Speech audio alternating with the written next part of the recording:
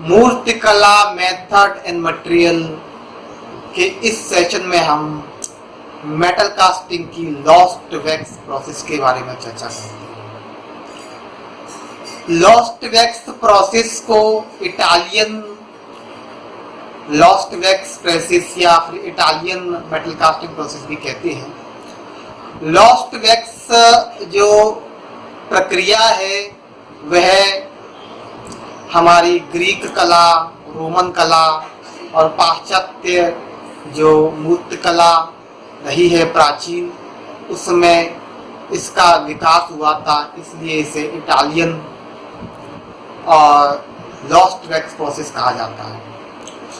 Lost wax process को जैसा हम इसके नाम से अनुमान लगा सकते हैं लॉस्ट वैक्स, तो इसको अगर मोटा मोटा हम समझना चाहें तो हम शॉर्ट में समझ सकते हैं कि कोई भी मूर्ति को हम पहले वैक्स में बना लेते हैं। वैक्स यहाँ पर बीज वैक्स या माइक्रो वैक्स का इस्तेमाल किया जाता है, जो क्ले की तरह सॉफ्ट होते हैं और मॉडलिंग में बहुत ही उत्तम होते हैं। तो बीज वैक्स या माइक्रो वैक्स की सहायता से हम पहले कोई मॉडल बनाते हैं, पहले कोई स्कल्पचर बनाते हैं और स्कल्पचर बनाने के बाद उसका हम ग्रॉग और प्लास्टर को एक निश्चित रेशियो में मिक्स करके इसका मोल्ड बनाते हैं और इसका सांचा, ये मोल्ड बनाने के बाद इस मोल्ड को गर्म किया जाता है और गर्म करके इसका जो अंदर वैक्स है वो पिघल के निकल जाता है या फिर जल के उड़ जाता है। तो इसमें जो हमने जो फॉर्म बनाई, जो हमारा स्कल्पचर था, उसकी जगह वहाँ पर खाली जगह बच जाती है। उस खाली जगह में हम कोई भी मेटल पिघला के उसमें पोर कर देते हैं और जब मेटल ठंडी हो जाती है तो इस मोल्ड को, इस सांचे को हम तोड़ देते हैं और तोड़ने के बाद जो भी हमने वैक्स में बनाया, जो भी हमने मोम में बनाया, वह हमको मेटल में प्राप्त हो जाता है और यह एक मोटा मोटा लॉस्ट वैक्स प्रक्रिया है। लेकिन लॉस्ट वैक्स प्रक्रिया को जब हम करते हैं तो यह बहुत ही डिटेल और काफ़ी कॉम्प्लिकेटेड भी है। तो इसको हम मुख्य रूप से कुछ भागों में डिवाइड कर सकते हैं। लॉस्ट वैक्स को देखिए हम कुछ भागों में डिवाइड करते हैं। इसका नंबर 1 है आपका मॉडलिंग, नंबर 2 है चैनलिंग, नंबर 3 है मोल्डिंग, नंबर 4 है आपका डीवैक्सिंग, नंबर 5 है पोरिंग और नंबर 6 है इसका फिनिशिंग और नंबर 7 को पैटिनेशन कह सकते हैं। तो नंबर 1 जो स्टेप इसका मॉडलिंग है, इसके लिए हम वैक्स में मॉडलिंग करते हैं। या तो हम क्या है ना कि हमारा जैसे कोई फिगर ऐसा है जो वैक्स में नहीं टिक पाएगा, तो उसमें हम क्या है ना आयरन का या आयरन बना के, आर्मेचर बना के, लोहे की तार का आर्मेचर बना के इसके अंदर देते हैं। जैसे कोई फिगर है, फ्री स्टैंड फिगर है, तो हम लोहे का एक आर्मेचर इसमें देते हैं। आर्मेचर पर हम वैक्स से मॉडलिंग करते हैं और मॉडलिंग करने के बाद में इसको मोल्ड, इसका चैनलिंग करते हैं। तो ये तो सिंपल, हमें अगर डायरेक्ट वैक्स में काम का तो प्रक्रिया है। या हम वैक्स की प्लेट भी बना लेते हैं, वैक्स की हम प्लेट बना लेते हैं। तो प्लेट्स और कॉइल की मदद से भी हम डायरेक्ट वैक्स में काम करते हैं। तो आपके शंकु चौधरी, इन्होंने मेटल की प्लेट्स, वैक्स की प्लेट बनाकर जो उन्होंने कास्टिंग की है, ब्रॉन्ज कास्टिंग की है और कॉइल्स के यूज़ की, प्लेट और कॉइल्स का यूज़ करके हम डायरेक्ट वैक्स में मॉडलिंग भी कर सकते हैं और आर्मेचर का भी यूज हम कर सकते हैं। दूसरा है कि हमको जो ब्रॉन्ज कास्टिंग करना है तो उसके लिए हम जैसे कि हमें पूरा एक पोर्ट्रेट बनाए, ह्यूमन फिगर बनाना है ब्रॉन्ज में, तो इसका हम जो मॉडलिंग है वो वैक्स में ना करके हम क्ले में करते हैं। जैसे ह्यूमन फिगर का हमें ह्यूमन फेस बना, ह्यूमन पोर्ट्रेट बनाना, ह्यूमन पोर्ट्रेट हम क्ले में बनाते हैं और उस क्ले में बनाने के बाद इतना बड़ा इसको हम क्या है ना कि सॉलिड तो कास्ट करेंगे नहीं। तो इसमें डायरेक्ट मॉडलिंग में प्रक्रिया होती है कि हम जैसे कोई भी हमें कोई ऐसे एक शेप हमको डायरेक्टली मॉडलिंग करना, तो हम पहले उसका कोर बनाते हैं। पहले हम ग्रॉग और प्लास्टर मिक्स करके हम एक बेसिक एक जैसे शेप बनाएंगे। उसके ऊपर हम क्या है ना 4-5 mm मोटी हम वैक्स की लेयर चढ़ा देंगे। लेयर चढ़ाने के बाद उसमें जगह जगह कीले लगाएंगे। कीले लगाने के बाद उसमें हम चैनलिंग और फिर मोल्डिंग करते हैं। तो ये डायरेक्ट प्रक्रिया में हम कोर पहले बना लेते हैं, लेकिन जब हम क्या है ना कि क्ले में मॉडलिंग करते हैं किसी भी, जैसे कि लाइफ साइज फिगर है या फिर लाइफ साइज पोर्ट्रेट है या फिर मोर देन लाइफ साइज जो फिगर पोर्ट्रेट्स होते हैं, स्कल्पचर होते हैं, वॉल्यूमेट्रिक होते हैं, तो उसमें क्या करते हैं हम पहले क्ले में मॉडलिंग करते हैं। क्ले में मॉडलिंग करने के बाद में उसका हम मोल्ड ले लेते हैं। या तो हम प्लास्टर मोल्ड कर लेते हैं और प्लास्टर मोल्ड करके उस मोल्ड में हम वैक्स पिघला के वैक्स की ब्रश से कोटिंग करते हैं। तो 4-5 कोटिंग करने के बाद में लगभग 3-4-5 इंच 4-5 mm मोटा वो हमारा वैक्स का कोटिंग हो जाता है। तो उसके बाद में हम उसमें रनर राइजर फिट करते हैं। तो ये एक या फिर हम ऐसा भी कर सकते हैं कि जैसे जो मोल्ड बनाए उसको ऑलरेडी ग्रॉग और पीओपी मिक्स करके बनाएं। जो हम इन्वेस्टमेंट मोल्ड बनाएं तो उसको ऑलरेडी हम ग्रॉग और पीओपी मिक्स करके बनाते हैं। तो उसमें हम वैक्स का कोटिंग कर देते हैं। वैक्स कोटिंग करने के बाद में फिर उसमें चैनलिंग करके सीधा हम कोर भर देते हैं। और कोर भरने के बाद में और उसको उसका क्या है ना कि चैनलिंग करने के बाद में सीधा उसका कोर प्लस वो मोल्ड के साथ ही मिक्स हो जाता है, इन्वेस्टमेंट कर देते हैं। या फिर हम एक काम करते हैं कि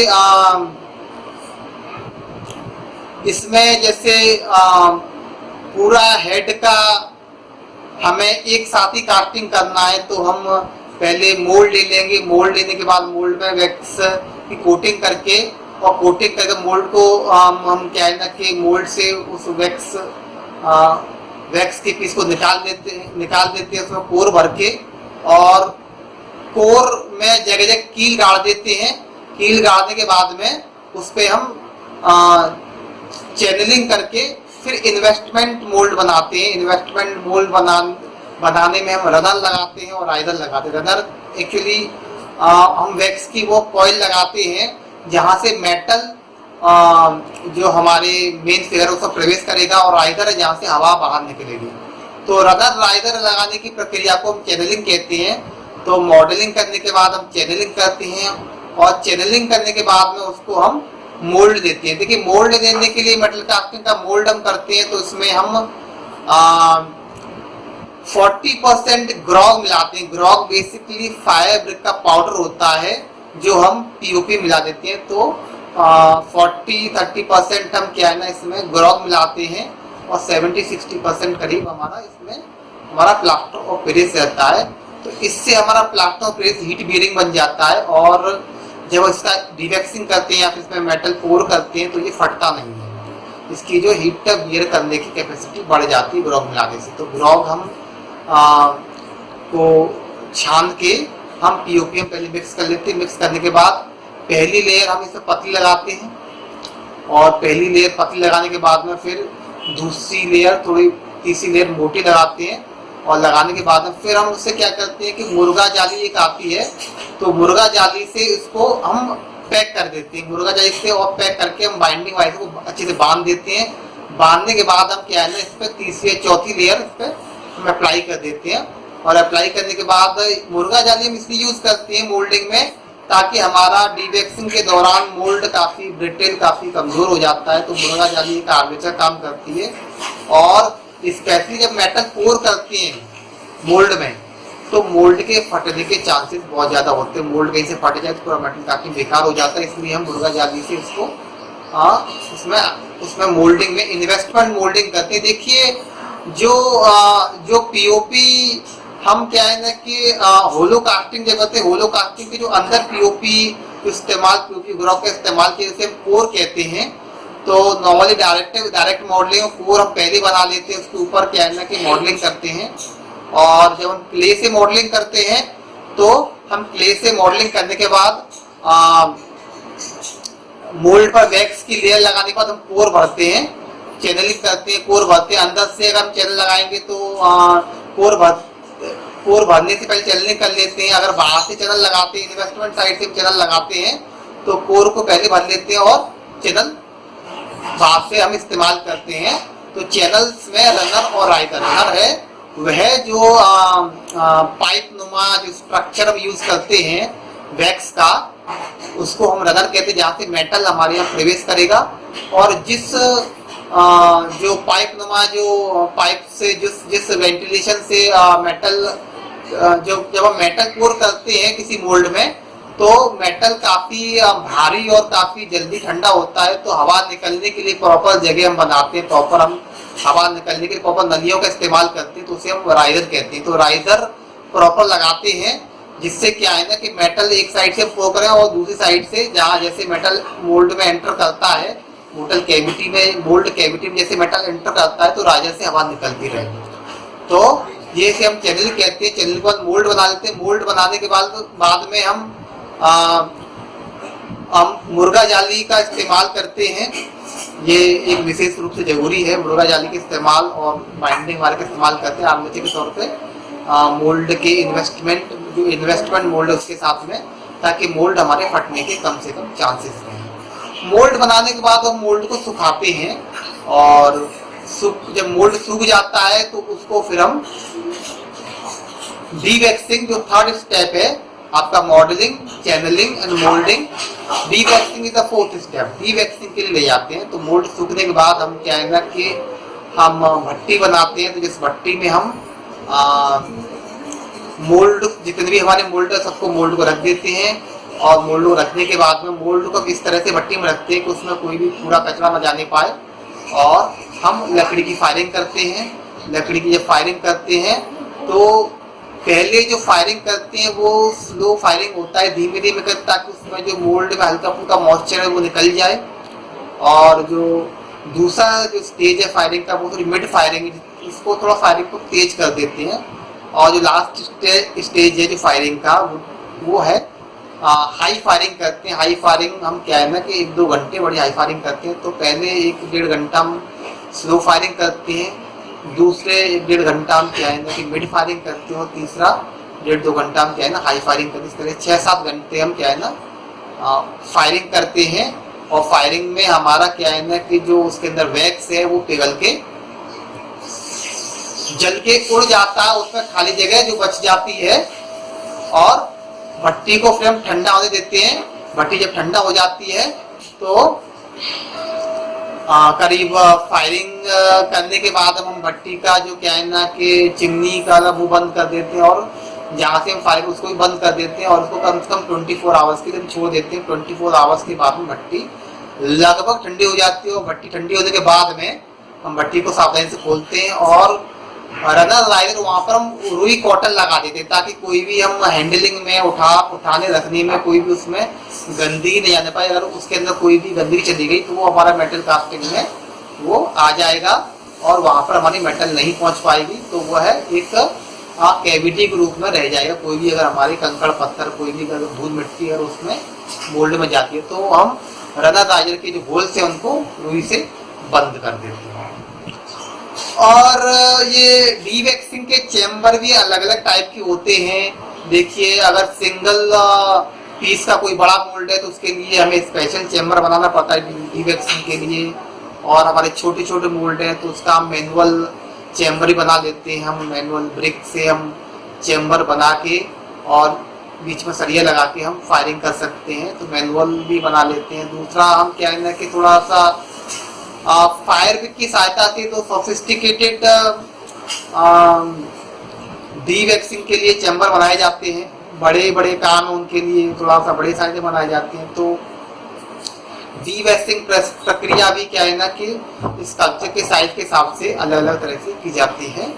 और आपका मोल्डिंग भी प्रक्रिया भी कई जगह मोल्डिंग क्या है सेरेमिक की घोल से की जाती है, तो वहाँ पर मोल्ड हमारा एक बार में हो जाता है। हम कोई भी जैसे हमारा स्कल्पचर उसको बनाने के बाद में उसका चैनलिंग रनर लगाने के बाद में उसको हम सेरेमिक के घोल में उसको डुबा देते हैं, डुबाकर उसको निकाल के सुखा लेते हैं।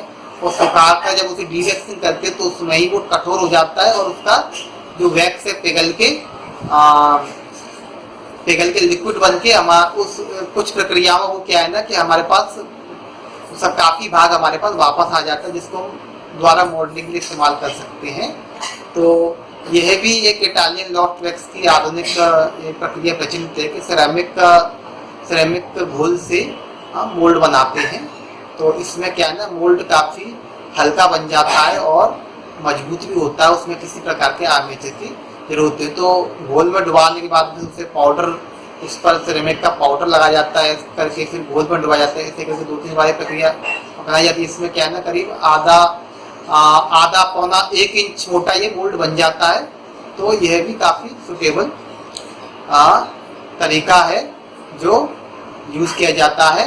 और अधिकतर जो हम अपने भारत के कला विद्यालयों में जो प्रक्रिया इस्तेमाल करते हैं वो हम ग्रॉग और प्लास्टर वाली ही प्रक्रिया इस्तेमाल करते हैं मोल्ड लेने की। और हम अगर हमारा स्कल्पचर एक रूप है तो हम क्या है चारों तरफ, इसमें एक और तरीका होता है कि हम चारों तरफ मेटल कोई एल्युमिनियम शीट लगा के क्या है ना एक ओवल बना लेते, तो उसमें क्या है ना कि ग्रॉग और प्लास्टर को घोल बना के एक साथ उसको पोर कर देते, ये ऐसे भी होता है। और मैनुअल प्रक्रिया तो वही है कि हम फर्स्ट लेयर लगाएं, पतला लगाएं, जैसे प्लेटो का मोल्ड लेते हैं, सेकंड लेयर थोड़ा सा मोटा लगाएं और थर्ड लेयर थोड़ा लगाने के बाद हम मुर्गा जाल लगाएं, उसके बाद में मुर्गा जाल के बाद फोर्थ लेयर में उसे हम पूरा पैक कर देते हैं। तो ये एक नॉर्मल प्रक्रिया है जो हम कहीं भी हम इस्तेमाल करते हैं, यूज करते हैं। दूसरा है कि ग्रॉग हर जगह नहीं अवेलेबल होता मोल्डिंग के लिए। तो ग्रॉग के लिए हम क्या है ना, भट्टे की जो राख होती है या फिर ईंट का चूरा होता है, जो हम ईंट इस्तेमाल करते हैं कंस्ट्रक्शन में, इसके जो टुकड़े होते हैं उनको हम पीस के इसका चूरा, कई जगह ये इंडस्ट्रियल यूज में भी चूरा पहले बनाया जाता, अभी नहीं यूज किया जाता। तो ईंट का चूरा मिलना थोड़ा डिफिकल्ट है, लेकिन अगर ग्रॉग अवेलेबल नहीं तो ईंट का चूरा भी हम ग्रॉग की इस्तेमाल कर सकते हैं। और वो भी अवेलेबल नहीं तो भट्टा, जो ईंट का भट्टा, उसकी जो राख होती है वह भी पकी हुई होती है काफी, तो उसको ग्रॉग की जगह हम इस्तेमाल कर लेते हैं और सफलतापूर्वक काम करती है। ये एक इसको कह सकते हैं एक देसी तरीका है जहाँ पर हम ग्रॉग को रिप्लेस कर सकते हैं ईंट का चूरा, ईंट का जो पाउडर है या फिर भट्टे की राख होती है। तो हम modelling, channelling, moulding and dewaxing तक आए। डीवैक्सिंग करने के बाद इन मोल्ड को हम सावधानी पूर्वक उनके जो रनर है जिनमें कॉटन लगा के इसको निकाल देते हैं। निकाल करके कि हम इनको क्या है ना कि अधिकतर क्या है ना, जब हम मेटल को पिघलाते हैं तो मेटल पिघलाने के लिए देखिए हमें फायर विक की भट्टी बनानी पड़ती है। तो ये हम जमीन में भी बनाते हैं। और पहले क्या है ना कि फायर विक की भट्टी बनाई जाती थी, जो इसमें कोयले का इस्तेमाल होता था, कोयले और फैन का इस्तेमाल होता था। लेकिन आजकल डीजल या फिर गैस से ये भट्टी बनाई रही है। उसको हम क्या है ना कि इसको जमीन में बना के ये अलग से भी जो लोहे की मोटी शीट की बनाई हुई भट्टी ये बनाई जाती है, जो एक्सटर्नल भट्टी की तरह से होती है जमीन में होके, और एक गैस या फिर डीजल के द्वारा संचालित होती है। डीजल वाली बत्ती जो परमानेंट रेगुलर काम कर, डीजल वाली बत्ती जमीन के अंदर बनाई जाती है। लेकिन गैस से चलने वाली भट्टी हम नॉर्मली जमीन वाला जो अगर बहुत रेगुलर काम होता है तो जमीन की भट्टी ज़्यादा सुटेबल होती है, क्योंकि वो उसमें हीट काफ़ी हमारी वेस्ट होने से बचती है। और जो हमें एक्सटर्नल जो मेटल की बॉडी चाहिए इसकी भी आवश्यकता नहीं पड़ती। तो जमीन के अंदर अधिकतर ये मेटल पिघलाने के लिए भट्टी बनाई जाती है और वो डीजल या गैस का आजकल ज़्यादा इस्तेमाल किया जाता है। और इलेक्ट्रिक कॉइल्स का भी विदेशों में इस्तेमाल किया जाता है, इलेक्ट्रिक कॉइल्स का भी, लेकिन भारत में अधिकतर ये डीजल और गैस से चलने वाली भट्टियाँ ही मेटल को पिघलाने के लिए काम आती हैं। तो जमीन के अंदर, जमीन से बाहर भी फायर ब्रिक और फायर क्ले की सहायता से हम इस भट्टी को बनाते हैं। फायर ब्रिक एक जो ईंट होती है सफ़ेद रंग की, यह हीट वियरिंग मटेरियल से बनी होती है और यह इसका जो पाउडर होता है तो मेटल कास्टिंग की लॉफ्ट वैक्स प्रक्रिया में हमने मॉडलिंग, चैनलिंग, मोल्डिंग, डीवैक्सिंग और पोरिंग तक चर्चा करी। तो पोरिंग में बेसिकली भिन्न भिन्न प्रकार की हम मेटल को पिघलाने के लिए भट्टियों का इस्तेमाल करते हैं।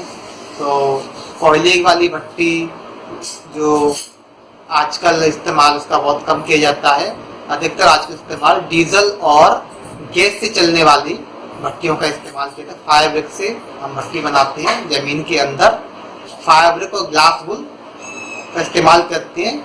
ग्लास वुल और फायर ब्रिक के इस्तेमाल से यह हीट बेयरिंग हमारे सब्सटेंस होती हैं, जिससे हमारी हीट भट्टी से बाहर नहीं जाने पाती। ये जमीन के अंदर बनाते हैं। और फायर ब्रिक को आपस में जोड़ने के लिए हम फायर क्ले का इस्तेमाल करते हैं। तो जमीन के अंदर बनाते हैं, या फिर हम जमीन के बाहर हम मेटल की बॉडी, मेटल का राउंडेड या फिर स्क्वायर्स बॉडी, उसमें भी हम फायर ब्रिक को फायर क्ले से लगाकर, और ग्लास वुल को क्या है ना, पहले हम मेटल जो शीट है दीवार उस पर इस्तेमाल करता है कि क्या है ना कि हीट का प्रभाव मेटल की शीट पर कम से कम पड़े, क्योंकि अगर मेटल की हीट अगर बाहर आ गई और अगर मेटल की शीट जो है भट्टी की जो बॉडी है वहां तक आ गई तो उसको भी वो डैमेज कर सकती है। तो हम ग्लास वुड और फैब्रिक का इस्तेमाल करते हैं। मेटल को पिघलाने के लिए और एक और महत्वपूर्ण जो दूसरा भट्टी के बाद जो दूसरा इम्पोर्टेंट जो टूल होता है, जो इक्विपमेंट होता है, वो है क्रूसिबल। ये ग्रेफाइट का बना हुआ एक बर्तन होता है क्रूसिबल, क्योंकि ग्रेफाइट का जो मेल्टिंग पॉइंट होता है वह 3300 डिग्री सेंटीग्रेड होता है, और 2600 आपका जो मेल्टिंग पॉइंट होता है वो लोहे का होता है, उससे कम कॉपर पीतल का होता है। ब्रॉन्ज जब 1600 तक पिघल जाते हैं, और एल्यूमिनियम 1100 पिघल जाता है। जस्ता आपका 500-600 पिघल जाता है। रांगा भी 300-400 पे, 400-500 पे रांगा पिघल जाता है। तो यह अलग अलग धातुओं के मेल्टिंग पॉइंट हैं। और ब्रॉन्ज का जो मेल्टिंग पॉइंट है कि इस बात पर भी निर्भर करता है कि किन किन धातुओं का हम मिक्स करके ब्रॉन्ज बना रहे हैं, किस धातु कितना प्रोपोर्शन रखते हैं, इस पर भी मेल्टिंग पॉइंट हल्का फुल्का ऊपर नीचे होता रहता है। तो नॉर्मली जो ब्रॉन्ज का और पीतल का मेल्टिंग पॉइंट होता है 15 to 1600, 1450 to 1600 डिग्री सेंटीग्रेड होता है। तो इतना टेम्परेचर हम आसानी से बनाते हैं, बल्कि लोहे को भी हम क्या है ना कि हम इस तरह की भट्टी को पिघलाते हैं। तो जो क्रूसिबल होता है उसका जो मेल्टिंग पॉइंट होता है 3300 होता है। तो इसीलिए हम क्रूसिबल जो हमारा जो बर्तन जिसमें मेटल को पिघलाना होता है, रॉ मेटल को पिघलाना होता है, वो हम ग्रेफाइट का बना हुआ बर्तन इस्तेमाल करते हैं। ये भट्टी के साइज के हिसाब से इस्तेमाल होता है। हम अगर क्या है ना कि ये 10, 20 kg, 30 kg, 50 kg, 100 kg तक के क्रूसिबल आते हैं। तो ज़्यादा बड़ा क्रूसिबल लेंगे उतना ही उसको हैंडलिंग में और पोरिंग उतना ही क्या है ना कि अधिक मैन पावर की जरूरत पड़ेगी, उतना ही अधिक डिफिकल्टी होगी। तो क्रूसिबल बहुत छोटे भी क्रूसिबल होते हैं जिसको हम सिंपल क्या है ना कि टूल से अपना जो चिमटी उसे उठाकर छोटे छोटे पोरिंग कर सकते हैं, छोटे छोटे रांगा या जस्ता की मेटल कास्टिंग कर सकते हैं, और तांबे पीतल की भी कर सकते हैं। छोटे छोटे क्रूसिबल आते हैं, और हम क्या है ना कितने मोल्ड कास्ट कर रहे हैं एक साथ, कितना हमारा बड़ा पोरिंग का हमारा रिक्वायरमेंट, इसके हिसाब से हम क्रूसिबल का साइज इस्तेमाल करते हैं। क्रूसिबल को उठाने के लिए एक अलग तरह के टूल का इस्तेमाल किया जाता है, और यह भी हमें क्या है ना कि लोहा से बनवाना पड़ता है, या फिर बने भी कहीं मिलते हैं। तो जहाँ पर प्रोफेशनल इस तरह की मेटल कास्टिंग की चीज़ें होती होंगी। नॉर्मली हम जो क्रूसिबल को उठाने के लिए क्रूसिबल को उसमें फंसा के जिससे हम पोरिंग करते हैं, तो ये एक रिंग होता है। रिंग के दोनों तरफ पाइप या फिर मोटा सरिया लगा होता है। सरिये में एक साइड तो सिंगल से दूसरी साइड में 2 हैंडल होते हैं। तो इससे क्या है, एक साइड एक आदमी और दूसरी साइड 2 आदमी उस क्रूसिबल को उठा के और मोल्ड से पोर करते हैं। तो यह क्रूसिबल को क्या है ना कि पोरिंग के लिए एक हम इस तरह का शिकंजी का इस तरह का डिवाइस का इस्तेमाल करते हैं, इसको लोहा से बनवा लेते हैं। और दूसरा है कि एक डिवाइस जिसको हम क्या है ना कि भट्टी से क्रूसिबल को निकालने के इस्तेमाल करते हैं। ये भी क्या है ना कि कैची शेप में ही होता है, और कैची शेप में बनने के बाद इसकी तरफ इसके दो हैंडल हो जाते हैं। आप इस साइड से दो लोग, उस साइड दो लोग पकड़ के क्या है ना, और उस क्रूसिबल फंसा के जब उठाते हैं तो इसकी पकड़ मजबूत हो, इसको वहाँ से भट्टी से निकाल के बाहर रखते हैं। बाहर रखने के लिए हम उसे जो पोरिंग करने का हमारा जो शिकंजा होता है उसके अंदर रखते हैं, और उसको फंसा के फिर पोरिंग के लिए हम प्रोसीड कर देते हैं। इसके अलावा क्या है ना कि ये दो मुख्य इक्विपमेंट होते हैं जो पोरिंग के लिए इस्तेमाल होते हैं। पोरिंग क्रूसिबल को क्या है ना कि भट्टी से बाहर निकालना और क्रूसिबल को हैंडल करने के लिए काम आते हैं।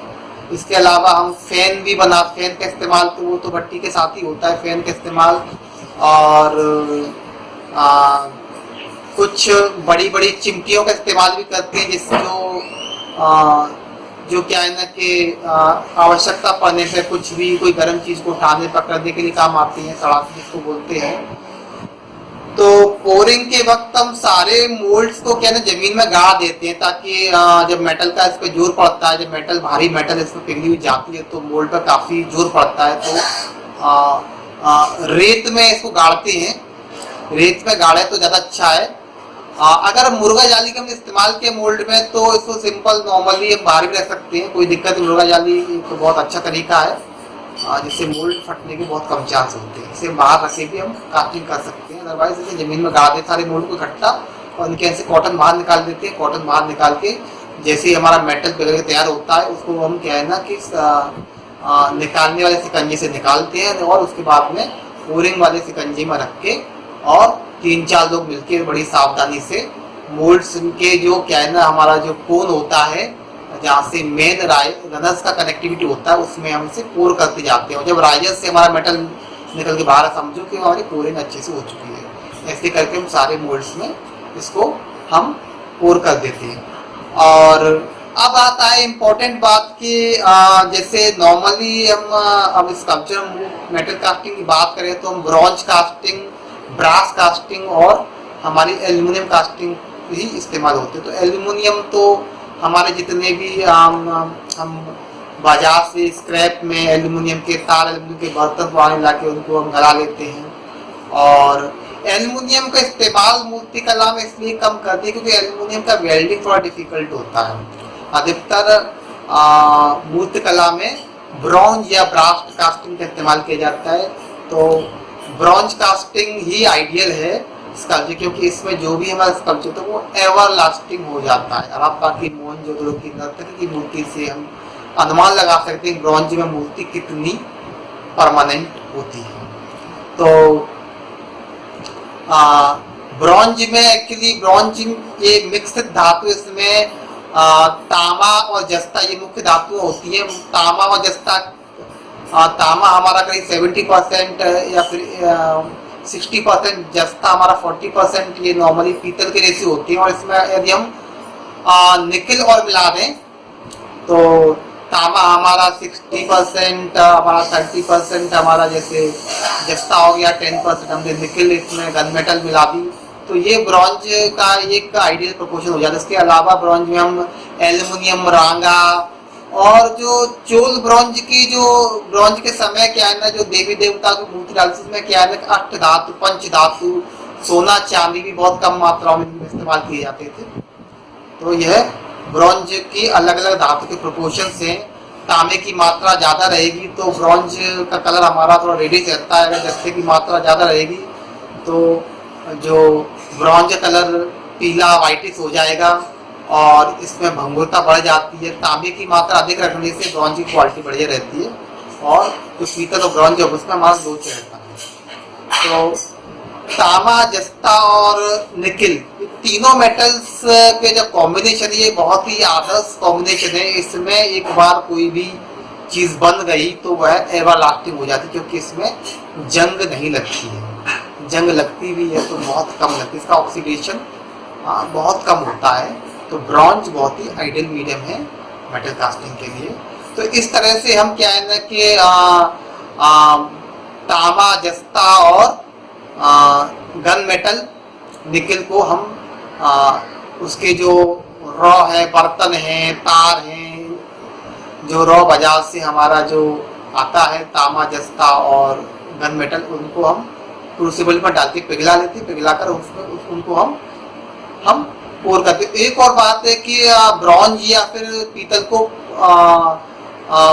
अच्छा करने के लिए उसमें हम सुहागे का इस्तेमाल करते हैं। जैसे ही हमारा मेटल पिघल जाता है तो उसको हम क्या है ना कि सुहागा उसमें यूज करते हैं। सुहागा डालने से क्या होता है कि उसकी जो गंदगी है वो निकल के सरफेस पर जाती है। उसको हम क्या है ना एक हमारा जो चमची टाइप का होता है लंबे हैंडल वाला, उससे हम उसे निकाल के बाहर कर देते हैं। और यह हम एल्युमिनियम भी वैसा करते हैं। और इसमें स्पेशली ब्रॉन्ज और पीतल में इसमें हम सुहागे का इस्तेमाल करते हैं मेटल को साफ करने के लिए। तो पोरिंग करने के बाद में जब हमारे मोल्ड ठंडे हो जाते हैं कुछ घंटों में, उसके बाद हम इन मोल्ड्स को तोड़ देते हैं। तोड़ने के बाद में ग्राइंडर और फनर आरी की मदद से इनके रनर को काट देते हैं। काटने के बाद में इनकी हम क्या है ना कि इनकी फिनिशिंग करते हैं। फिनिशिंग करने के बाद में इनकी जो डिटेल्स है अंडर कट्स, उसको चीजल्स की मदद से, डायमंड चीज की मदद से उनको कटिंग करके या टेम्पर्ड चीज की वजह से कटिंग करके इसकी फिनिशिंग कर देते हैं। कहीं पर भी रनर राइजर के निशान उनको क्या है ना चीजल की मदद से, ग्राइंडर फाइल की मदद से उनको क्या है फिनिश कर देते हैं सरफेस को। और हम स्कल्पचर फिनिश कर लेते हैं। फिनिश करने के बाद में उस पर या तो हम जो हमारा क्या है ना कि ये हमारा जो मॉडलिंग, चैनलिंग, मोल्डिंग और के बाद में डीवैक्सिंग, पोरिंग के बाद में फिनिशिंग के स्टेप करते। फिनिशिंग में हम अपने स्कल्पचर को रेगमाल है, ग्राइंडर रेगमाल है, अलग अलग तरह की जो हमारी ड्रिल मशीन में बीट्स होती हैं, स्टोन की बीट्स, उनकी मदद से इसकी फिनिशिंग कर देते हैं। और जब सरफेशियल ट्रीटमेंट जो लास्ट 7वें स्टेप है सरफेशियल ट्रीटमेंट और पतिनेशन की बात आती है, तो हम क्या है ना कि या तो इसकी बफिंग करते हैं। बफिंग में क्या है ना कि हमारा जो मेटल है, जो ब्रॉन्ज है, वो एकदम चमकदार हो जाता है। इसकी जो सरफेस एकदम से कांच मिरर के माफिक चमकदार हो जाता है। बफिंग के लिए अलग अलग डिशेस का इस्तेमाल होता है। तो बफिंग अपने आप एक प्रक्रिया है। और पतीना अपने आप में एक सरफेस ट्रीटमेंट की एक बहुत ही प्रचलित और बहुत ही इंपॉर्टेंट प्रक्रिया है। तो पतिनेशन जो है उसमें हम क्या करते हैं कि एक तो नेचुरल पतिनेशन होता है। नेचुरल पतिनेशन क्या करता है कि ब्रॉन्ज या फिर पीतल की हमारी जो मूर्ति है उसको हम क्या है ना जमीन में गाड़ देते हैं। और क्योंकि मिट्टी जो है वो बहुत ही जल्दी रस्टिंग करती है, तो पीतल और ब्रॉन्ज का जो ऑक्सीडेशन होता है तो उससे उस पर ग्रीन लेयर चढ़ जाता है, ग्रीन कलर आ जाता है। इसको बाद में हम साफ करके इसका हम लेकर इस्तेमाल करके परमानेंट कर दें। तो ग्रीन जो ये नेचुरल पतिनेशन होता है। और दूसरा जो पतिनेशन हमारा जो केमिकल पतिनेशन होता है, पतीना, हम जो धातु की मूर्ति पर क्या है ना कि केमिकल की मदद से जो कलर इफेक्ट लाते हैं, जो फिनिशिंग इफेक्ट लाते हैं, उसे हम पतिनेशन बोलते हैं, पतीना बोलते हैं। ठीक है, तो इस प्रक्रिया को पैटिनेशन बोलते हैं। ठीक है, तो पतीना जो पैटिनेशन की प्रक्रिया, इसमें क्या है ना कि हम भिन्न भिन्न प्रकार के एसिड्स का इस्तेमाल करते हैं। जैसे कि HCl है, जो हाइड्रोक्लोरिक एसिड HCl बोलते हैं, सल्फ्यूरिक एसिड H2SO4 होता है, नाइट्रिक एसिड है। ये इनका इस्तेमाल सल्फ्यूरिक एसिड, नाइट्रिक एसिड या फिर हाइड्रोक्लोरिक एसिड, 3 एसिड्स का इस्तेमाल करते हैं। और ये अलग अलग प्रकार के हमें ऑक्साइड बनाने में काम आते हैं। तो नॉर्मली जो कलर होता है, जो पिगमेंट होता है, ये धातुओं के ऑक्साइड्स ही होते हैं।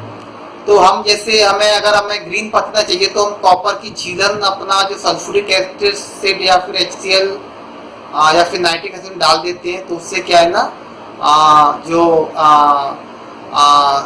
कॉपर नाइट्रेट और कॉपर सल्फेट बन जाता है। Copper nitrate, copper chloride, copper nitrate, sulphuric acid और नाइट्रिक एसिड इस्तेमाल करते हैं जब हम ग्रीन पतीना करना हो। तो क्या है ना, इसमें जो कॉपर की छीलन होती है, कॉपर के पतले पतले वायर होते हैं, उनको हम डाल देंगे जो नाइट्रिक एसिड, सल्फ्यूरिक एसिड में। तो ये क्या है ना कि कुछ टाइम बाद इसमें रिएक्शन होगी, बहुत जोर से धुआं निकलेगा और वो पूरा कॉपर गल जाएगा इसमें और हरा क्या है ना सॉल्यूशन बन जाएगा। वो सारे सॉल्यूशन को क्या है ना जो हमारा स्कल्पचर है जिसको हमने फिनिशिंग कर ली है उसको हम गर्म करते हैं ब्लो टॉर्च की मदद से। गर्म करने के बाद ब्रश से उसको कई लेयर में अप्लाई करते हैं फिर ब्लो टॉर्च से फिर अप्लाई कर 2-3 लेयर में हम उसे लगाने के बाद में उसे हम छोड़ देते हैं और फिर कुछ टाइम बाद इसको वॉश कर लेते हैं। वॉश करते हैं तो हम पाते हैं कि यह जो कॉपर नाइट्रेट कॉपर सल्फेट है वह परमानेंटली हमारे स्कल्पचर सरफेस को कैच कर देता है और इसमें परमानेंटली एक जो हरा रंग आ जाता है। तो हरे पतीने के इस्तेमाल करते हैं। अगर हम जैसे ब्राउन कलर चाहिए अपने स्कल्पचर का तो हम यहाँ पे जो लोहे की जाली आती है मच्छर जाली आती है इसका भी इस्तेमाल करते हैं। लोहे की छीलन होती है इसका इस्तेमाल करते हैं। खराद की मशीनों से जो लोहे की छीलन निकलती है उसको हम लेते हैं। उसको हम क्या है ना कि फेरस नाइट्रेट या फेरस सल्फेट बनाते हैं। नाइट्रिक एसिड या फिर सल्फ्यूरिक एसिड या फिर फेरस क्लोराइड या फिर HCl हाइड्रोक्लोरिक एसिड पे इसको गलाते हैं। गलाने के बाद जो सॉल्यूशन बनता है तो हम नॉर्मली देखते हैं कि जो आयरन क्या है ना जंग लगने के बाद ब्राउन हो जाता है। तो देखिए तो आयरन जो फेरस ऑक्साइड है वो ब्राउन होता है। तो इससे हम फेरस जो नाइट्रेट फेरस सल्फेट या फेरस क्लोराइड जो बड़ा बनता है उसको हम जो हमारी मूर्ति उसको गर्म करके इसमें अप्लाई करते हैं तो हमारा ब्राउन कलर आ जाता है पतिनेशन का। ये परमानेंट कलर होता है। और इसके बाद हम जैसे ब्लू रंग चाहिए तो हम कोबाल्ट का इस्तेमाल करते हैं। हमें अगर लाल रंग चाहिए तो हम PV लेड रानी का इस्तेमाल करते हैं। और यदि हमको काला पतना चाहिए तो हम एल्यूमिनियम की चीज का इस्तेमाल करते हैं। तो जो कलर्स बेसिकली हम जो ऑक्साइड कलर्स बनाते हैं वो धातुओं के ऑक्साइड्स ही होते हैं। तो इस तरह से अलग अलग प्रकार की धातु हम अम्लों के साथ इस्तेमाल करते हैं और उनके ऑक्साइड सॉल्यूशन बनाते हैं और उनको अपना जो हमारा फिनिश्ड जो हमारा स्कल्पचर है उसको गर्म करके उसको इस्तेमाल करते हैं ब्रश से। और उसको वॉश करने के बाद में पतीना की प्रक्रिया में सावधानी हम ये रखते हैं कि देखो एसिड थोड़ा डेंजरस होता है तो यह हमें यहाँ पे सावधानी बरतनी होती है कि एसिड हमारा हाथों से या हमारे कपड़ों पर या हमारे किसी स्किन पर न गिर नहीं पाए क्योंकि ये थोड़ा सा डेंजरस होता है। और मेटल कास्टिंग में पूरिंग की प्रक्रिया भी बहुत ही डेंजरस होती है।